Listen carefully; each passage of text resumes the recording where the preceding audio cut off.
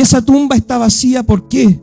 Porque el único verdadero de entre todos los líderes que se pueden levantar o se han levantado a lo largo de la historia, el único verdadero, el único líder verdadero, el único verdadero Mesías, el único, como Jesucristo mismo lo dijo, el único que es el que nos lleva al Padre, el único camino, verdad y vida, es Jesucristo. Y por eso la tumba de Cristo está vacía, porque eso evidencia de que el ministerio de Cristo, la enseñanza de Cristo, lo que Cristo hizo en la cruz, era aprobado por Dios el Padre.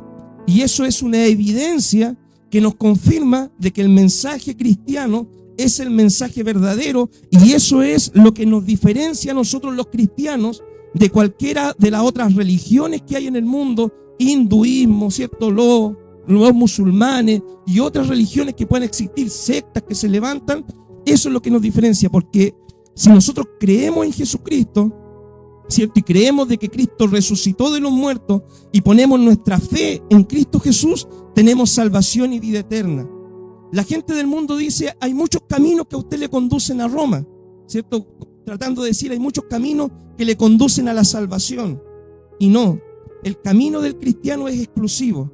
Solamente poniendo nuestra fe y confianza de una forma real, verdadera, genuina y sincera en Jesucristo, en su sacrificio, es que nosotros tenemos salvación y vida eterna. Por eso la resurrección es una doctrina fundamental, y el cristiano real y verdadero nunca debería negarla ni ponerla en cuestionamiento. Nosotros, mi hermano, creemos en un Dios que hace obras sobrenaturales. Desde el Antiguo Testamento hasta el Nuevo Testamento y hasta en este tiempo, el Señor se glorifica haciendo cosas sobrenaturales que van más allá de nuestro entendimiento natural. El Señor, dice la palabra, Génesis capítulo 1, el Señor creó, ¿cierto?, los cielos y la tierra a partir de declarar con su palabra. El Señor, ¿cierto?, cuando sacó al pueblo de Israel de Egipto, mandó 10 plagas al Señor. Cristo, cuando vino a la tierra, hizo una serie de milagros desde su nacimiento hasta lo que estamos viendo ahora, su resurrección y su ascensión. Por eso nosotros, como hijos de Dios, no deberíamos cuestionar los milagros que hace el Señor, sino deberíamos creer confiadamente en que tenemos un Dios que opera y se glorifica, ¿cierto?, aún en este tiempo, de una forma más allá de lo que nuestra capacidad, ¿cierto?, de razonamiento puede entender en este tiempo. Dios se glorifica de una manera tremenda. La resurrección de Cristo, mis queridos hermanos, también a nosotros nos da esperanza de que también un día nosotros vamos a ser resucitados. El Señor, cuando estuvo acá en la tierra, dijo lo siguiente: aquel que me sirva, ¿cierto?, yo le honraré, y un día Él estará conmigo, ¿cierto?, en el reino de los cielos. El Señor dijo, yo me voy a ir a preparar morada, ¿cierto?, para que todo aquel que crea en mí y me siga, un día puede gozarse también conmigo en la eternidad. Jesús dijo, aquella gloria que tenía con el Padre antes de venir a la tierra, quiero que mis discípulos también un día la puedan conocer y puedan estar conmigo. Cuando vemos la Biblia, nosotros encontramos de que el Señor tiene grandes promesas para sus hijos. Tiene un cielo nuevo, una tierra nueva, donde va a morar la justicia por la eternidad, donde no va a haber llanto, ni dolor, ni sufrimiento. El Señor nos habla a nosotros de vida eterna, de salvación, de que vamos a estar junto con los ángeles juzgando en algún momento de la historia a la humanidad que no creyó en el Señor. El Señor tiene tremendas promesas para sus hijos, ¿ya? Y estas promesas se van a cumplir en la resurrección de los creyentes. Nosotros, mis queridos hermanos, cuando todos tenemos una fecha de vencimiento, por así decirlo, un día para nacer y un día para partir que solamente Dios conoce. Pero el creyente, el Hijo de Dios, aquel que es un discípulo de Cristo, cuando Él muere, su cuerpo, ¿cierto?, su cuerpo carnal, el envase, queda ahí en la tumba. Se vuelve polvo, del polvo saliste, al polvo volverás, dice el Señor. Pero nosotros tenemos un alma. Nosotros, ¿cierto?, somos cuerpo, alma y espíritu, ¿ya? Tenemos un alma. Nuestro cuerpo queda durmiendo cuando todos partimos de este escenario de la tierra, pero nuestra alma, dice la palabra, vuelve a nuestro Creador.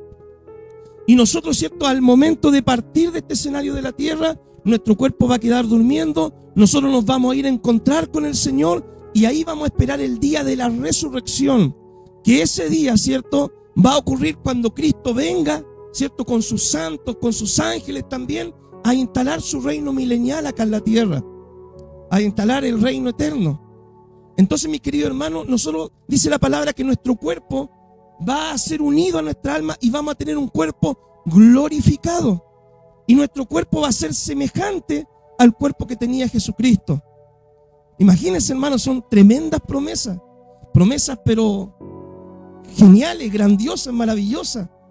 El Señor, por ejemplo, Él podía aparecer en un lugar y ir a otro lugar de forma inmediata, instantánea, después de su resurrección.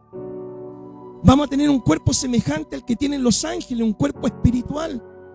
Y la resurrección de Cristo a nosotros nos da esta esperanza, que un día, ¿cierto?, así como Cristo resucitó, también los que creemos en Jesús vamos a resucitar y tendremos un cuerpo semejante al que tiene nuestro Señor Jesucristo. Porque Cristo, mi hermano, le aviso, Cristo nos sigue colgado en la cruz. ¿Ya? Por si acaso. Cristo resucitó. La tumba está vacía. La cruz está vacía. Cristo resucitó de entre los muertos y Cristo ahora está en gloria.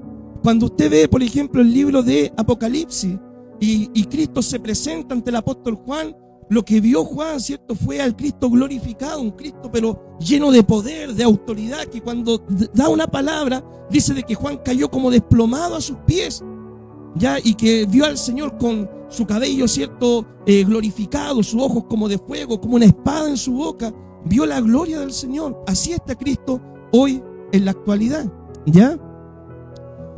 Mis queridos hermanos, la resurrección de Jesús nos muestra, ¿cierto?, cómo va a ser más o menos nuestro cuerpo cuando nosotros resucitemos. Va a ser un cuerpo semejante al del Señor, ¿ya? Cuando Jesús murió, acá hay algo interesante. Cuando Cristo murió, mi hermano, ¿qué es lo que sucedió en ese evento? Ya, al Señor, ¿cierto?, lo crucifican, el Señor entrega el Espíritu, ¿cierto? El cuerpo del Señor lo llevan al sepulcro y el alma del Señor, ¿dónde quedó? ¿Ya? La Biblia tiene respuesta para eso. Mire lo que dice Primera de Pedro, a ver si la pastora me ayuda. Primera de Pedro, capítulo 3, versículos 19 y 20. Dice, en el cual, uno antes, a ver, 18, 19. Porque también Cristo padeció, ¿cierto?, hablando de la cruz, ¿cierto? Cristo también padeció una vez por los pecados, el justo por los injustos, para llevarlos a Dios, siendo a la verdad muerto en la carne, hablando de la cruz, pero vivificado en el Espíritu. Cuando Cristo murió, su cuerpo quedó en la tumba. Sigamos adelante. En el cual fue, hablando del Espíritu, en el cual fue y predicó a los espíritus encarcelados, los que en otro tiempo desobedecieron cuando una vez esperaba la paciencia de Dios en los días de Noé, mientras se preparaba el arca, en la cual pocas personas, es decir, 8, fueron salvadas por el agua. Cuando Cristo muere en la cruz, su cuerpo queda en la tumba, pero usted se acuerda de que el Señor en la cruz estaba crucificado con 2 ladrones, uno a la derecha y uno a la izquierda. Y uno de ellos, ¿cierto?, le dijo, Señor, acuérdate de mí cuando vengas en tu reino, ¿ya? Y el Señor le dijo, hoy estarás conmigo en el paraíso. Entonces, cuando Cristo muere, ¿cierto?, y los ladrones mueren también, ¿dónde se reúnen ellos? En el paraíso, ¿ya? Lo que en el Antiguo Testamento se conoce como el seno de Abraham. No sé si usted ha leído también la historia, ¿cierto?, del rico y Lázaro, que dice de que murieron ambos, ¿cierto?, el rico y Lázaro, y el rico fue llevado al Hades, pero Lázaro fue llevado al seno de Abraham, hablando del paraíso. Entonces, cuando Cristo muere, mis queridos hermanos, ¿cierto?, su cuerpo queda en la tumba, pero él en el Espíritu, dice la palabra, según lo que dice Pedro, de que fue y predicó en el infierno. Y predicó no un mensaje para salvación, ni un mensaje, ¿cierto?, para dar una segunda gracia o una segunda oportunidad, sino que Cristo fue allí a anunciar su victoria sobre el diablo, sobre la muerte y sobre el pecado. A eso fue al infierno, a proclamar su victoria, de que ya ni la muerte, ni el diablo, ni el pecado, ni nada tiene poder sobre él. Él venció en la cruz y fue a proclamar su victoria. Se juntó después, ¿cierto?, con el ladrón, ¿cierto?, ahí, y después el Señor ascendió a los cielos al tercer día. Entonces, mi hermano, es importante también que nosotros podamos entender esto, ¿ya? Que lo tengamos como conocimiento. Hoy el creyente, mis queridos hermanos, cuando parte de este escenario de la tierra, su cuerpo queda en la tumba, pero su alma va a encontrarse con el Señor. Amén. Qué tremenda promesa, mis queridos hermanos. Cuando nosotros partimos, ¿cierto?, de este escenario de la tierra, nuestro cuerpo queda durmiendo esperando la resurrección cuando Cristo venga, pero nuestra alma, vienen ángeles, ¿cierto?, y nos llevan a la presencia del Señor, donde vamos a encontrarnos con los otros creyentes de toda la historia, ¿cierto? Y vamos a estar alabando al Señor hasta el día cuando Cristo venga por segunda vez a instalar su reino, ¿cierto?, milenial.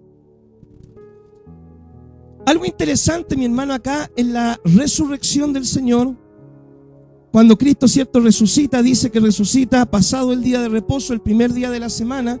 Esto equivale al día domingo en la mañana, ¿ya? El Señor resucita.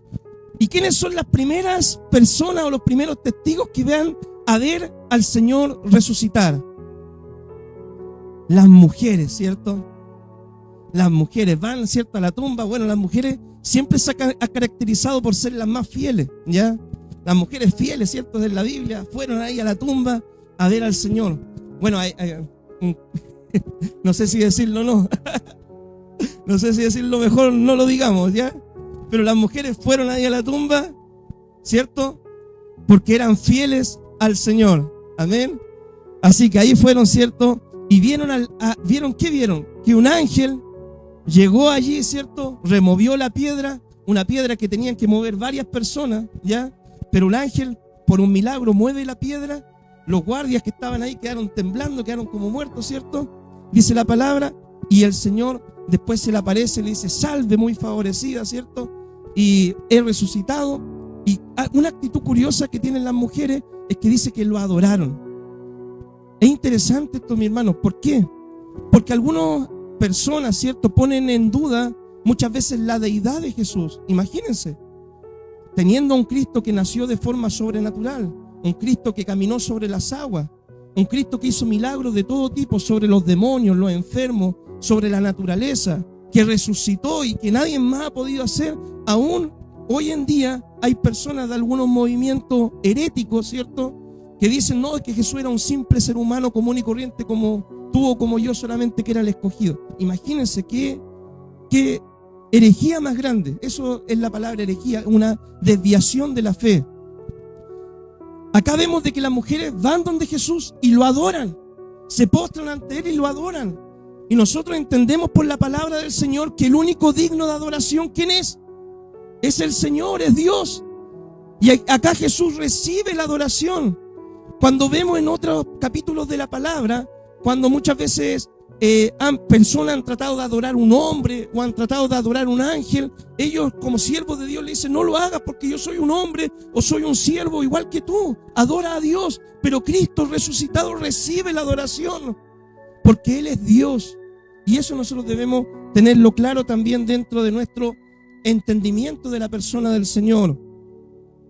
El Señor resucitó el domingo en la mañana, ¿ya? Y los apóstoles, ¿cierto?, estuvieron, mis queridos hermanos, dispuestos a dar su vida por esta verdad. Nadie, como dice un predicador, ¿cierto?, nadie estaría dispuesto a dar su vida por una mentira. Nadie. Si uno sabe que algo es mentira, o que si una mentira me va a costar la vida, nadie estaría dispuesto a dar su vida por una mentira. Pero los discípulos estuvieron dispuestos a dar su vida por la resurrección de Cristo. ¿Por qué? Porque sabían que era verdad, sabían en quién habían creído, sabían lo que ellos habían visto, lo que vieron sus propios ojos, que Cristo resucitó, se les apareció a ellos. El Tomás, que era incrédulo, y dijo: no, yo no voy a creer hasta que no vea al Señor y meta mi mano ahí en su costado y vea la señal de los clavos en sus manos. El Señor resucitado se le aparece a Tomás y le dice: Tomás, no seas incrédulo, mira mi costado, mira mis manos, yo soy. ¿Y cuál fue la actitud de Tomás? Dice que se postra delante de Jesús y le dice: Dios mío, Señor mío. Imagínense. Por eso los primeros apóstoles, los primeros cristianos, esa primera generación, mi hermano, estuvieron dispuestos a dar su vida, porque ellos no estarían dispuestos a morir por una mentira. En esos tiempos, mi hermano, ser cristiano no tenía ni un beneficio, ¿cierto? Particular. No le daban una asignación del gobierno, no le daban casa, no le daban nada. De hecho, si tú eras cristiano, te perseguían a muerte para quitarte tus propiedades, para crucificarte, para matar a tu familia delante de tus ojos. Y los cristianos iban, ¿cierto?, al martirio gozoso. Y muchas veces enfrentaban el martirio diciéndole a aquellos de su familia: tengan fe, confíen, porque los vamos a encontrar ahora en un ratito más en el cielo. Porque ellos sabían en quién habían creído. Y esa misma fe debemos tener nosotros el día de hoy. Mi hermano querido, si tú tienes esa fe firme, fiel en el Señor, esa fe sólida en el Señor, nada ni nadie te va a poder apartar de los caminos del Señor. Puede venir enfermedad, puede venir problema, puede venir escasez, puede venir lo que sea, ¿cierto? Pero nada te va a apartar de Cristo si tú realmente tienes una fe fundada en el Señor. Y eso es importante que nosotros podamos desarrollar como hijos del Señor. Sigamos leyendo la palabra, mis queridos hermanos. Veamos ahora, ¿cierto?, versículo 11. Mientras ellas iban, he aquí, unos de la guardia fueron a la ciudad y dieron aviso a los principales sacerdotes de todas las cosas que habían acontecido. Y reunidos con los ancianos y habido consejo, dieron mucho dinero a los soldados, diciendo: decid vosotros, sus discípulos vinieron de noche y lo hurtaron, estando nosotros dormidos. Y si esto lo oyere el gobernador, nosotros le persuadiremos y os pondremos a salvo. Y ellos, tomando el dinero, hicieron como se les había instruido, y este dicho se ha divulgado entre los judíos hasta el día de hoy. Amén. ¿Qué es lo que sucedió?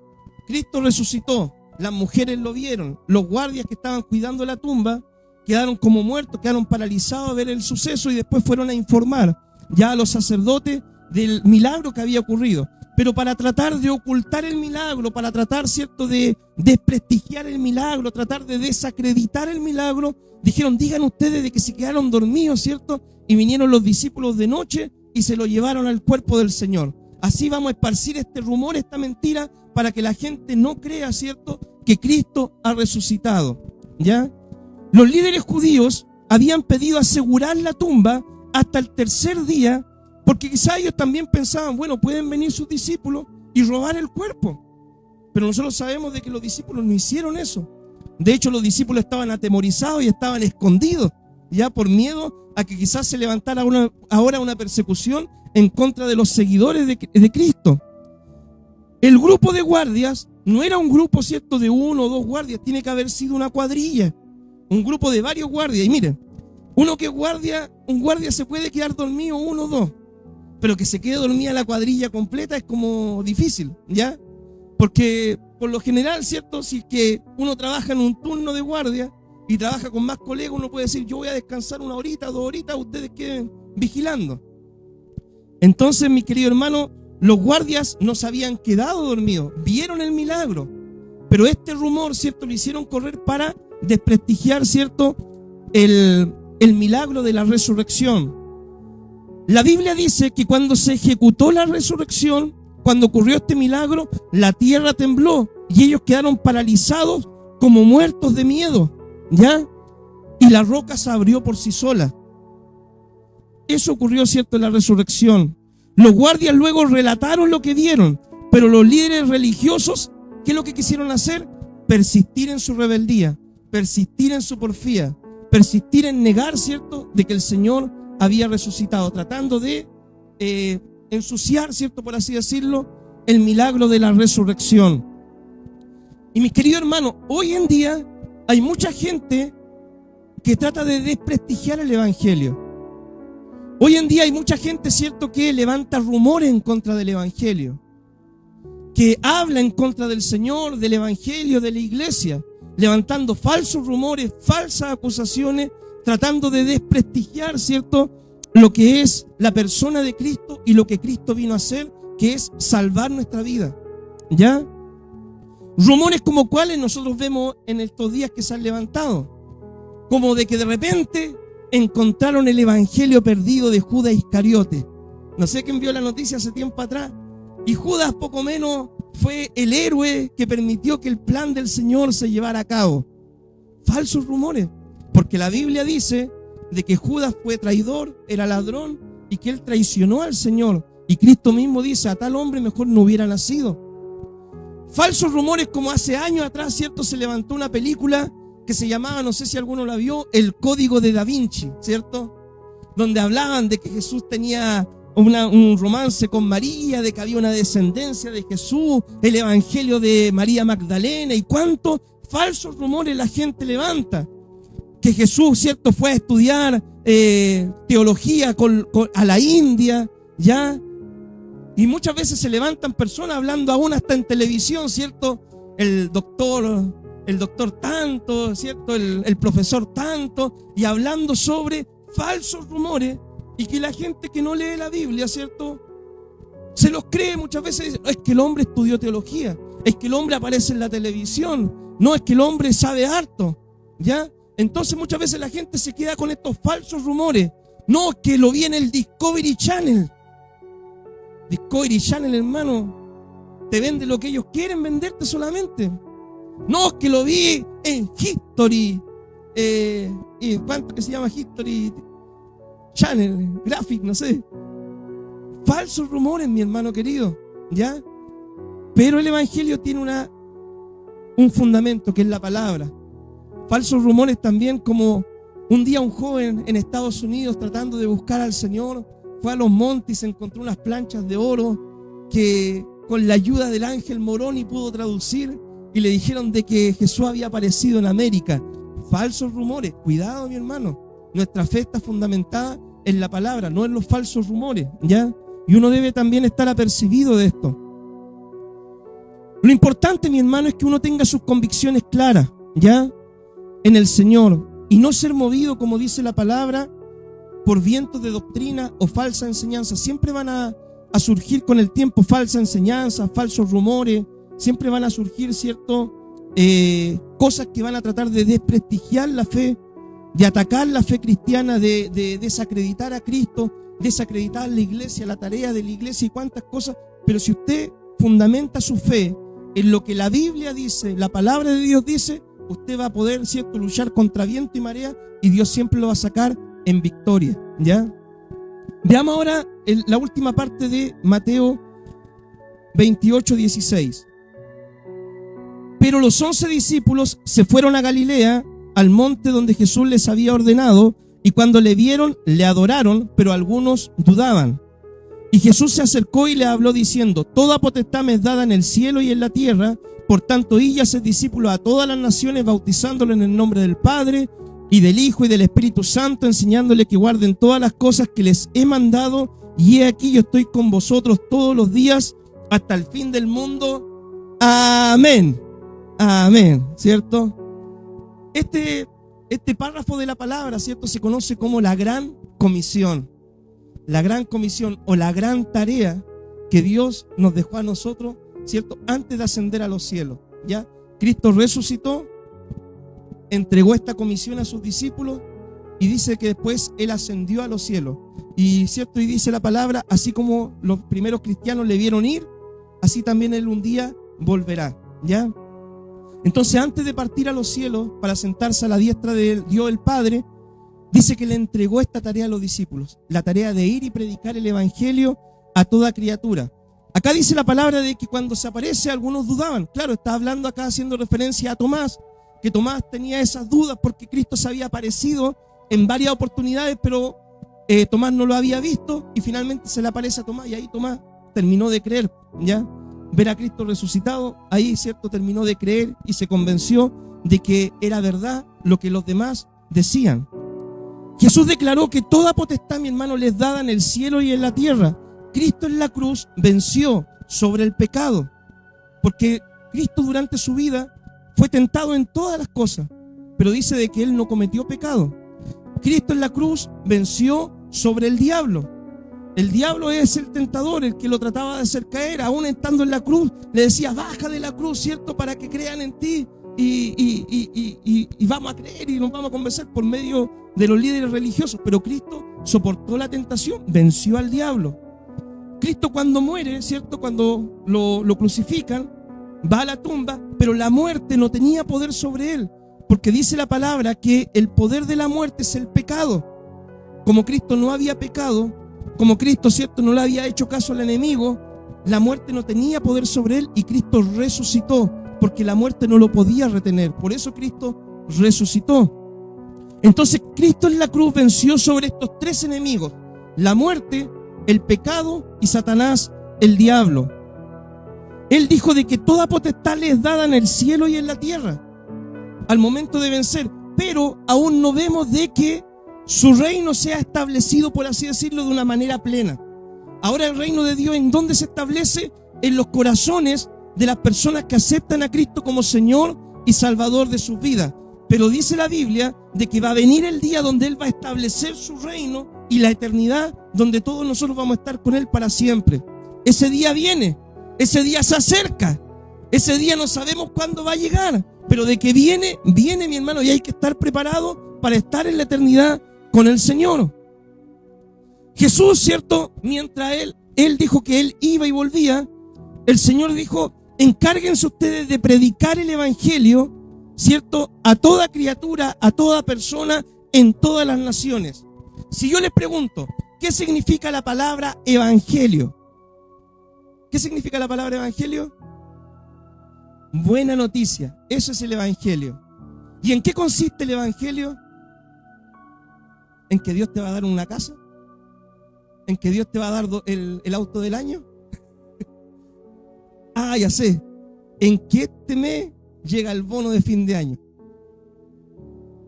¿En qué consiste el evangelio? Porque en muchos lugares, mi hermano, es el evangelio que predican, un evangelio totalmente enfocado en las cosas materiales.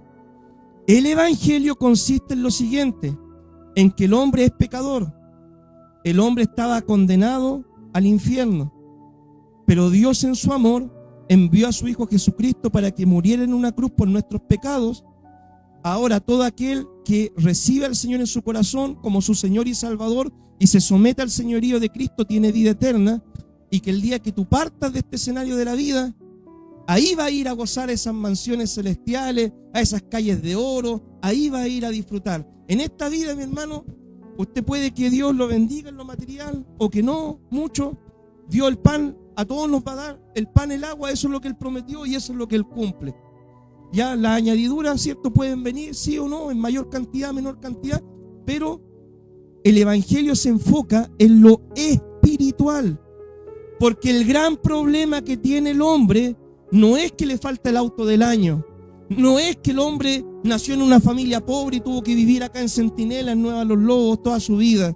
No es que el hombre tuvo que nacer acá, ¿cierto?, en Talcahuano, donde los vecinos son drogadictos y él quiere tener un mejor porvenir. No ese es el problema del hombre. El problema del hombre es que el hombre ha pecado y está destituido de la gloria de Dios y necesita un Salvador. Necesita a alguien que pague el precio por su pecado. Y ese precio lo pagó Jesucristo en la cruz. Ese es el gran problema del hombre. Porque tú puedes tener plata, dinero, salud, pero si no tienes a Cristo te vas a ir al infierno.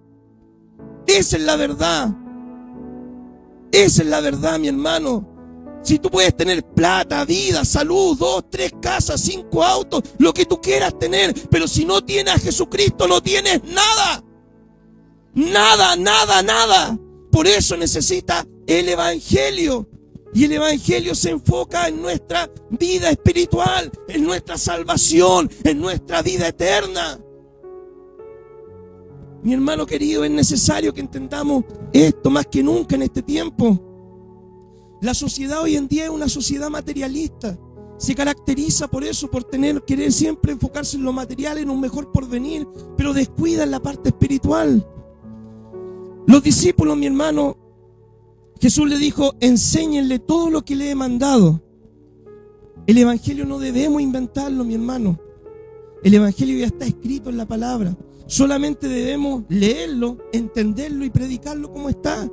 Eso nos mandó el Señor a hacer. No inventar un nuevo evangelio, una nueva revelación, que me habló un ángel, que qué sé yo. No, hermano, el evangelio ya está dado. Debemos aprenderlo, leerlo en la palabra, aprenderlo y compartirlo como está escrito, sin agregarle y sin quitarle.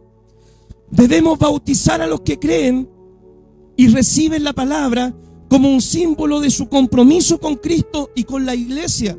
El Señor dijo: vayan, hagan discípulos, prediquen la palabra. Los que crean, bautícenlo, únanlo a la iglesia y que demuestren su compromiso conmigo por medio del bautismo. Si no te has bautizado aún, debes bautizarte si tú quieres ser un verdadero hijo de Dios, porque ese es un paso que debe dar todo verdadero creyente, todo verdadero cristiano.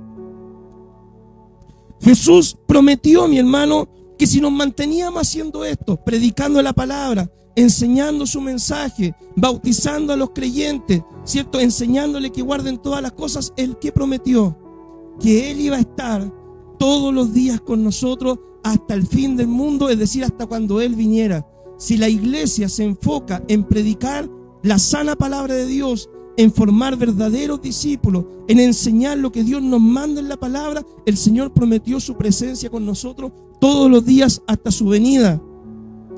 Cuando el Señor envía, ¿cierto?, a predicar el evangelio, dice: vayan y hagan discípulos a todas las naciones. Pero igual hay un orden, dice: empiecen en Jerusalén, Judea, Samaria y hasta lo último de la tierra. Cuando tú quieras predicar el evangelio, mi hermano, comienza con tus familiares, los que tengas más a mano, tus vecinos, familiares, compañeros de trabajo, y compártele el evangelio. Y no te compliques tanto, ¿cierto?, en tener todas las respuestas. Simplemente dile: te invito a la iglesia, acompáñame un día al culto, es bonito servir al Señor. Y ya cuando el hermano venga, nosotros le predicamos la palabra, ¿cierto? O si él sigue viniendo, vamos a conversar con él. Pero trata de evangelizar, trata de ganar almas, que esa es la tarea que el Señor nos dejó. Debemos, mi hermano querido, aplicarnos a cumplir la gran comisión de una forma simple, sencilla, ¿cierto? Que esta es nuestra gran tarea, la de poder ganar almas, predicar el evangelio, ¿cierto? Y Dios se va a encargar de salvar a sus escogidos, a las personas que Él llame. Amén. Así que, mi hermano, esta es nuestra gran tarea. El Cristo resucitado nos dio una gran noticia para compartir. Y esta noticia es que en Jesucristo hay salvación y vida eterna. Para ir terminando, mi hermano querido, le quiero contar una reflexión para que usted más o menos pueda entender hasta dónde podría llegar si usted dispone su vida, ¿cierto?, en las manos del Señor. En una iglesia había un hermano llamado Marcos. Marcos, ¿cierto?, no sabía predicar. Marcos no sabía tocar en el coro. Marcos, ¿cierto?, no tenía grandes dones para el liderazgo. Pero Marcos, ¿cierto?, quería servir al Señor. Pero él decía: yo no sé tocar, no sé predicar, no sé hacer nada, pero quiero activar en la obra del Señor. Y orando al Señor le decía: Señor, ¿cómo puedo yo servirte, hacer algo por el evangelio, por la iglesia? Me gustaría cantar, pero no tengo voz, ¿cierto? Me gustaría predicar, pero no sé hacerlo. Entonces, en su oración, un día Marcos fue a comprar al negocio. Y mientras fue a comprar al negocio, vio de que muchos jóvenes, ¿cierto?, estando en la droga, estaban pidiendo dinero, ¿cierto?, a todas las personas que iban pasando. Y ahí fue cuando Marcos por primera vez escuchó el susurro del Espíritu Santo en su vida, que le dijo: ¿y tú qué vas a hacer? Marcos, ¿cierto?, quedó reflexionando en esto, fue al negocio, compró pan, compró cecina, fue a su casa, puso el hervidor, juntó el té, el café que tenía, y por primera vez, ¿cierto?, en su vida le dice a su esposa: acompáñame a tratar de compartir un café con estos jóvenes que están en la esquina. Marcos, sin tener ninguna experiencia, sin tener ninguna clase de teología ni nada, se acercó a los jóvenes y le dijo: ¿saben qué? Les quiero regalar un pancito, yo soy de la iglesia, han tomado 11, no tío, gracias. Y lo aceptaron con mucho cariño. Marcos dijo: todos los meses, ¿cierto?, todos los días miércoles me voy a dedicar a salir a compartir el evangelio con estos jóvenes que están ahí en las esquinas parados. Entonces todos los miércoles Marcos iba a entregar su pancito con su café, con su cecinita, ¿cierto? Y ya no era el hermano Marcos, sino que ahora después era el tío Marcos, le decían. Hola tío, lo veían en la calle, de repente, ¿cierto?, los cabros le decían: oye, ¿me da una moneda? No, yo me comprometí, dijo, con el pancito con cecina, con eso yo me comprometo, porque plata para lo otro no hay. Tanto que fue compartiendo con ellos semana tras semana. De repente conoció Marco un joven que se llamaba Rodrigo. Rodrigo era un joven que por la droga se había ido de la casa, no había terminado de estudiar, andaba vagando por las calles compartiendo con otros jóvenes en el vicio. Marco le empezó a hablar de la palabra, del evangelio, entre charla y charla, dijo, acompáñame a la iglesia, ven conmigo al culto. Rodrigo empezó a ir al culto, llegó a la iglesia, encontró fenomenal lo que era el templo, lo que era la iglesia. Por primera vez se había detenido a decir, esto es una iglesia. Le habían hablado de que la iglesia era fome, era aburrida, de que la iglesia era para gente adulta, pero llegó a la iglesia y se encontró con algo diferente, algo que impactó su vida y le agradó. Rodrigo empezó a asistir regularmente a la iglesia, semana tras semana. Por medio del consejo del pastor, de los líderes de la iglesia, le dijeron, mira, vuelve a tu casa, empieza un tratamiento de rehabilitación, empieza a estudiar, ¿cierto? Retoma tus estudios, saca una profesión. Y él hizo caso, siguió viniendo a la iglesia, empezó a tomar el consejo que le dieron en la iglesia y finalmente la vida de Rodrigo fue restaurada. Rodrigo con el tiempo fue pasando y se convirtió en un gran evangelista, un hombre que pudo terminar sus estudios seculares, ¿cierto? Su licenciatura, su estudio de la media, ¿cierto? Después sacó su carrera, el hombre se dedicó al evangelismo y después era solicitado por las demás iglesias, ¿cierto? Para que él fuera a predicar en la palabra porque su testimonio impactaba la vida de las personas. Eso es lo que Dios podría llegar a hacer si nosotros tan solamente le creyéramos al Señor. Testimonios como de ese tipo son los que Dios puede hacer cuando una persona, un hombre o una mujer, se dispone en las manos del Señor. Quizás tú dices, yo no sé predicar. Quizás tú dices, yo no sé cantar. Pero tú puedes servir y tú puedes evangelizar y puedes cumplir esta gran tarea compartiendo esta gran noticia. Cristo murió para darte salvación y vida eterna. Cristo murió en una cruz, pero Él resucitó para que todo aquel que en Él crea tenga una vida y una vida en abundancia. Cristo es el que restaura, el que perdona, el que sana, el que rescata la vida del hoyo, el que te saca del fango cenagoso. Cristo es el que hace nueva todas las cosas. Y Cristo quiere usar tu vida para compartir el evangelio con tu entorno, con los vecinos que tú ves. Pero lo que necesitamos hacer es tener la disposición de poder decirle, Señor, heme aquí, envíame a mí, úsame a mí. Quizás no va a repartir pan con cecina, puede que repartas bonobón, ¿cierto? Puede que repartas otra cosita o puede simplemente que repartas tratado. Pero de que Dios quiere usarte, te quiere usar. Así que te animo, mi hermano, ¿cierto? Por este último mensaje del Evangelio de Mateo, a que podamos, ¿cierto?, compartir esta gran noticia. Oramos al Señor. Padre, te damos gracias, Dios, por tu palabra. Te damos gracias, Señor, porque esa tumba está vacía, Señor. Te damos gracias, Dios, porque tú resucitaste, Jesús, para darnos vida eterna, salvación, para mostrarnos cómo va a ser, Dios mío, Señor, vivir en gloria un día contigo, Señor. Te damos gracias, Jesús, porque a pesar que para el mundo hay muchos caminos, para nosotros, Señor, solamente hay uno, y ese camino eres tú, Jesús. Tú eres el camino, la verdad y la vida, y nadie va al Padre si no es por medio de ti, Señor. Te damos gracias, Señor, amado Dios, porque tú nos diste una gran encomienda de poder ir y compartir esta gran noticia, el Evangelio. Amado Dios, y te pedimos que tú uses nuestra vida conforme a nuestros dones, capacidades, recursos, para poder compartir tu palabra, Dios mío, con aquellos que no te conocen. Y que puedan surgir testimonios, Señor, de ese evangelismo, Señor. Quizás, Dios mío, Señor, amado Dios, nosotros no logramos dimensionar el impacto que tú puedas hacer en la vida de una persona que entrega su vida, su corazón a ti de forma genuina, Señor. Amado Dios, usa nuestra vida, úsanos, Señor, para compartir el evangelio, para compartir esta gran noticia, para hablar y no callar, Señor, amado Dios, y ser de bendición para mucha alma. En el nombre de Jesús, amén y amén. Amén, mi hermano.